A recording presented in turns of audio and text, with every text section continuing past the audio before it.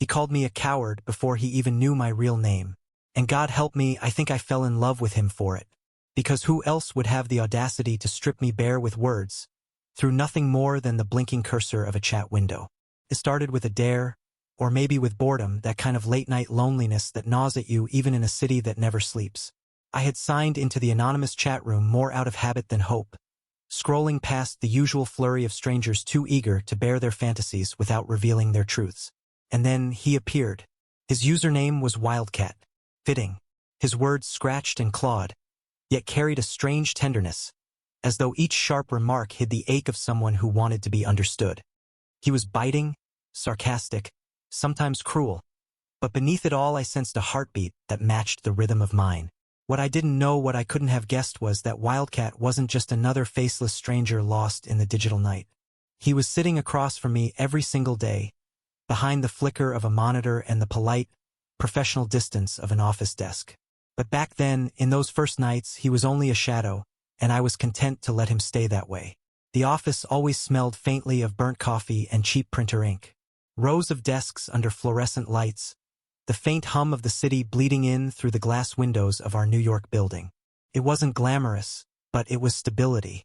For me, that had to be enough. I'd worked at Calder and White for 2 years now, marketing, endless campaigns and pitches, deadlines that blurred the line between weekdays and weekends. And across from me sat Adrian. He was sharp, quick with a smirk, the kind of guy who could dismantle a room with a single quip. He dressed like he didn't care, but somehow always looked like he'd stepped out of a magazine spread. Everyone liked him or feared him, depending on whether you were in the line of fire of his sarcasm. We spoke, of course, about deadlines, about clients, about the weather when silence became awkward. But there was a wall there, one neither of us dared to touch. Until Wildcat. Until I realized that the stranger who made me laugh until 2 a.m. and confess things I'd never told anyone might be more than just an alias glowing on a screen. "Tell me something real," Wildcat had typed one night. I hesitated. The truth was heavy, and I had learned long ago that bearing it made people run. But something about him, the jagged edges wrapped in vulnerability, pulled me closer. "I feel invisible," I finally wrote, "even when I'm surrounded by people. Especially then." A pause. The cursor blinked, blinked, blinked. "Same," he replied. "But you'd never be invisible to me." I remember staring at those words long after the chat ended. The glow of my laptop screen painting my room in shades of blue. Something in my chest shifted, dangerous and exhilarating. Because he was faceless, nameless, untouchable. And yet, I had never felt more seen. It wasn't until weeks later, during a dreary Tuesday at the office, that I caught Adrian watching me. Not just glancing, watching. His eyes lingered longer than they should have, softer than I'd ever seen them. I looked away quickly, heart pounding with a recognition I didn't want to name, because Adrian wasn't Wildcat. He couldn't be. Could he? I shook the thought from my head. It was absurd. The universe wasn't cruel enough to weave my nightly confessions into the fabric of my daylight life. And yet, as days bled into nights, as messages from Wildcat mirrored unspoken fragments of conversations I'd had across the desk, the threads began to knot tighter. "Do you ever feel trapped?" Wildcat asked me one night. "All the time." "In what way?" I stared at Adrian across the desk the next morning, his jaw tight as he clicked through slides for yet another impossible campaign. He looked like someone who carried cages inside his chest. "In ways I can't explain," I finally typed. "In ways I don't think anyone would understand." "You'd be surprised," came his reply. The storm broke on a Friday night. The office was nearly empty, just me and Adrian working late, our keyboards the only sound. I was half distracted, watching the way his hair fell into his eyes, when my phone buzzed. A message from Wildcat. "You're working late again, aren't you?" I froze. My breath caught in my throat. "How do you know that?" I typed back, hands trembling. No reply. Slowly, I looked up. Adrian was watching me again, his phone in his hand. His lips curved into something halfway between fear and longing. And suddenly, the room tilted. Wildcat wasn't a stranger. He was the man sitting right in front of me. I wanted to laugh, or scream, or maybe both, because the universe hadn't just been cruel, it had been playing with me from the start. Adrian, my colleague, my tormentor in meetings, The man who smirked at every mistake, who carried himself like he didn't care about anything. He was Wildcat. Ethan, he said softly. My name had never sounded like that before, caught between a confession and a prayer. My throat was dry. How long? His eyes didn't leave mine. Since the first night. The walls of the office seemed to close in, the hum of the air conditioner suddenly too loud. I wanted to deny it, to shove the pieces apart before they fit together completely. But the evidence was there, in his gaze, in the way he sat tense, expectant, terrified. I had bared my soul to him, thinking he was no one, and he had known all along. You, my voice cracked. You let me tell you everything. You didn't, God. Adrian, you didn't say anything. I couldn't. His jaw clenched. If I told you it was me, you would have stopped. He was right. I hated him for being right. I thought you hated me, I whispered. Adrian's lips twitched, almost a bitter smile. Maybe I did. Maybe I hated how much I noticed you. Every day. How careful you were. How good. And then you showed up in that chat room, and for the first time I wasn't just the asshole across from you. I was someone you trusted. Someone you told the truth. His voice broke on the last word. I didn't realize I was shaking until he stood, circling the desk slowly, cautiously, like approaching a wounded animal. Don't, I said, but my voice lacked strength. Ethan. He stopped just inches away, close enough that I could smell the faint trace of his cologne, something sharp and earthy. I didn't mean for it to go this far, but I don't regret it. Not a single word. Not a single night. His nearness burned. Every instinct screamed to step back, to build the wall higher. But there was another voice, softer. One that remembered every night we had typed until dawn. Every secret I had whispered into the void, believing it was safe. I had fallen for him long before I knew his face. And now that face was inches from mine. The silence stretched, taut and unbearable. I turned away first, pushing past him to grab my bag. My heart hammered so loudly it drowned everything else. I can't, my voice was hoarse. I need to think. Ethan, don't follow me. And he didn't. I bolted from the office, down the empty hallway, out into the biting New York night. The city swallowed me whole, horns, sirens, the smell of smoke and fried food from a corner cart. But none of it could drown the truth that had lodged itself in my chest. Adrian was Wildcat. The man I thought I couldn't stand was the only one who had ever truly understood me. That weekend, I didn't open the chat room. My laptop stayed shut, my phone silenced. I wandered the city instead, trying to lose myself in the crowds of Central Park, in the noise of subway platforms, in the buzz of diners where waitresses poured coffee without ever meeting your eyes. But no matter how far I went, he followed. Not literally, but in the echo of his words, in the memory of the way his gaze had softened when he said he didn't regret it. It infuriated me, how much I wanted him. By Sunday night, I found myself back at my desk at home, staring at the blank login screen of the chat room. My fingers hovered over the keys, trembling, and before I could stop myself, I typed, "Are you there?" For a long moment, nothing. And then always, my chest tightened. "Why didn't you tell me?" This time, the reply came slower. "Because I'm not the version of me you wanted. Not in the daylight. Not across a desk. At night, in that chat room, I could be the man you needed. I didn't want to lose that." Tears pricked the corners of my eyes, sharp and humiliating. "You're an idiot." "Yeah. But I'm your idiot, if you'll let me be." I stared at those words until they blurred. My hand ached from gripping the phone too tight. I hated him. I wanted him.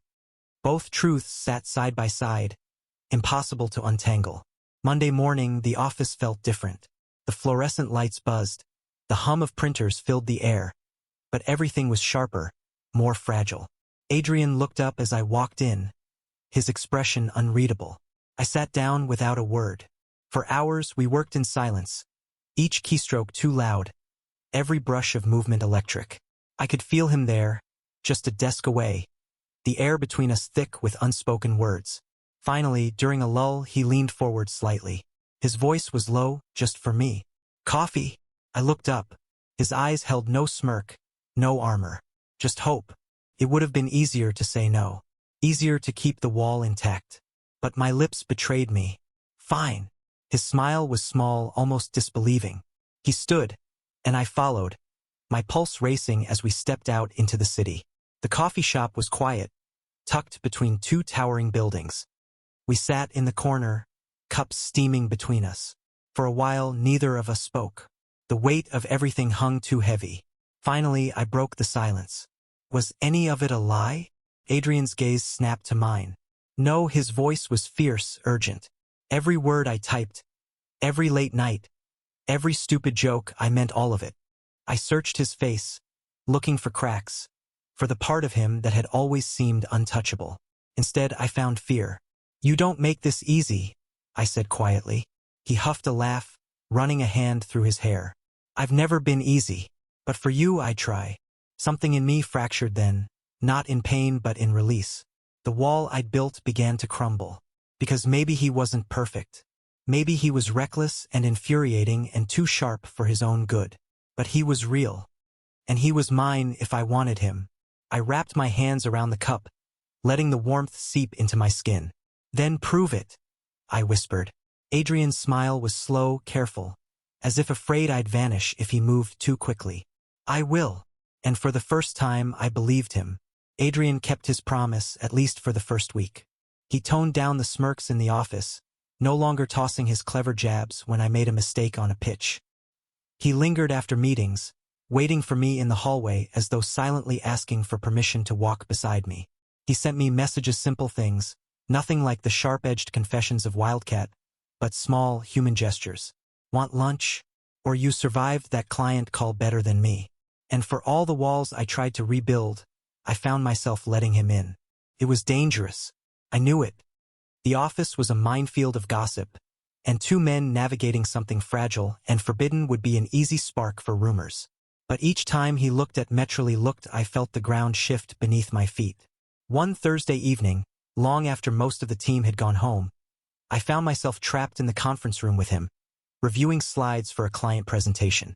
The glass walls made the city look like an ocean of light beyond us, vast and untouchable. Adrian leaned back in his chair, tossing his pen onto the table. You're too careful, Ethan. I frowned. Careful keeps us alive. Careful keeps us invisible, he shot back. His gaze pinned me, sharp and unrelenting. You think if you play small, no one will hurt you. But people like you, they notice. They care. They love. And that terrifies you, doesn't it? The air left my lungs. He had always been able to read me too easily. But hearing it aloud, in his voice instead of the safety of typed words, was like standing naked under a spotlight. Don't, I whispered. He leaned forward, elbows on the table, voice lower. I already know, Ethan. You told me every night in that chat room. You think I could just forget that? The silence was unbearable. My chest ached. My hands trembled. And before I could stop myself, I whispered, what if you're wrong? What if you made me up into someone I'm not? Adrian's lips parted, and for the first time, I saw fear flash in his eyes. Then let me be wrong. But don't push me away just because you're scared. The room pulsed with something electric, dangerous. My heart hammered so loudly it felt like he could hear it. And then his hand brushed mine on the table. Just the faintest contact, skin against skin, but it lit me on fire. I should have pulled back. Instead, I froze, drowning in the heat of it. Ethan, he murmured. I'm not asking for everything, just for a chance. My throat closed. My defenses crumbled one by one. And when I finally met his gaze, I saw it not arrogance, not bravado, but a raw, desperate hope. That was the moment I knew I couldn't keep pretending. But life, of course, wasn't about to let us have it easy. The rumors started the following week. Subtle at first, whispers in the break room about why Adrian and I left late together so often, why he stood too close when we talked, why I laughed more around him than I ever had before. I tried to ignore it. I told myself it didn't matter. But every look, every smirk from our coworkers chipped away at the fragile cocoon I was building with Adrian. One morning, our manager, Claire, pulled me aside. Ethan, she said carefully, you know office relationships are complicated. My stomach dropped. There's nothing. Her raised eyebrow silenced me. You're both good at your jobs. Don't let anything personal jeopardize that. Understand? I nodded, throat dry, and when I returned to my desk, Adrian was already watching me. What did she say? he asked. Nothing, I lied. He didn't push, but the shadow in his eyes told me he already knew. That night, I almost didn't log into the chat room, but the silence of my apartment pressed too heavy, and eventually habit won. You okay? He typed. No. Because of Claire? My chest tightened. You knew? I always know when you're hurting. I wanted to scream at him for being so damn perceptive, for peeling back layers I wanted to keep hidden. Instead, my fingers hovered over the keys, trembling. Maybe this was a mistake. For a long, aching moment, no reply came. And then if loving you is a mistake, then I don't want to be right. Tears blurred my vision. My chest ached with the weight of it, the impossibility of it. And yet I couldn't log out. Not when he was still there, holding on even when I wanted to let go. The breaking point came 2 weeks later. We had just finished presenting a major campaign, months of work, sleepless nights, tension boiling beneath the surface. The client loved it, and the office buzzed with celebration. Champagne corks popped, laughter filled the air, and for a moment, I let myself breathe. But in the chaos, I felt his hand brush against mine. Quick, hidden, but enough to ignite every nerve in my body. I glanced up, and Adrian's eyes were on me, filled with pride, with something deeper, something I couldn't name in public. And that was when Jason Loud, obnoxious Jason from accounting, spoke too loudly. Jesus, just kiss already. The whole office knows. Laughter rippled through the room. My face burned. My heart slammed against my ribs. Adrian froze, his jaw tight, his knuckles white around his glass. I knew what he wanted to do. I wanted him to do. To stand tall, to claim me, to burn the world down if it meant we didn't have to hide anymore. But we couldn't. Not here. Not like this. I muttered some excuse, shoved past the crowd, and fled. The night air was cold when I stumbled onto the street. My chest ached with humiliation, with fear, with longing. And then was there, Adrian, chasing me down, his hand gripping my arm. Ethan, don't. My voice cracked. You can't fix this. Yes, I can. His voice was raw, desperate. I don't care what they think. I don't care if it costs me everything. He broke off, breath ragged. I can't lose you. The city roared around Uskers, horns, the blur of neon lights, but in that moment, it was only him and me. Adrian, I whispered, this could ruin us. His eyes burned into mine. Or it could save us. And before I could stop him, his lips crashed into mine. It wasn't gentle. It wasn't careful. It was fire and fury, and every unspoken word we had buried between desks and chat messages. For the first time, I didn't pull away. The kiss changed everything. It wasn't just that the office had seen, though that was bad enough. It wasn't just the rumors that now burned like wildfire in every corridor. It was the truth, no longer hidden in late-night messages or whispered confessions, but alive, raw, undeniable, on the streets of New York. And truth has consequences. The following Monday, Claire called us both into her office. The blinds were drawn, her expression tight, the silence suffocating. You know why you're here, she said flatly. Neither of us spoke. Adrian sat beside me, his posture defiant, his jaw clenched, but his hand brushed against mine beneath the desk, hidden, steadying. I don't care what you do in your personal lives, Claire continued, but you've made it the company's business. People are talking. Clients notice things. This can't interfere with your work.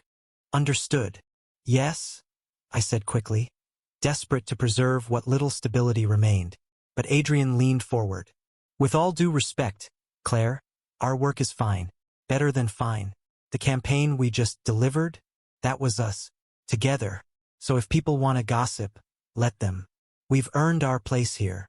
My heart lurched. He was throwing fire at a problem that needed water. But I couldn't bring myself to silence him, not when I saw the fierce loyalty in his eyes. Claire sighed, pinching the bridge of her nose. Just be smart. Keep it professional in the office. That's all I ask. We nodded, and the meeting ended. But the tension followed us back to our desks, a storm we both knew hadn't passed. The weeks that followed were a blur of chaos and tenderness. At work, we were careful. No more lingering touches, no more stolen glance, at least not where anyone could see. But the distance was an illusion. Every night, the city became ours again.